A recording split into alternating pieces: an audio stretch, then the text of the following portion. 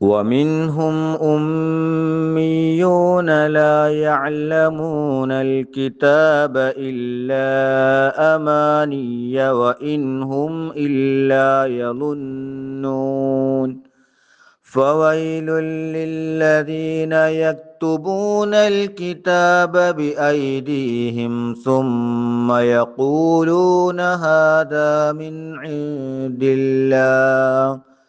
ثم يقولون هذا من عند الله ليشتروا به ثمنا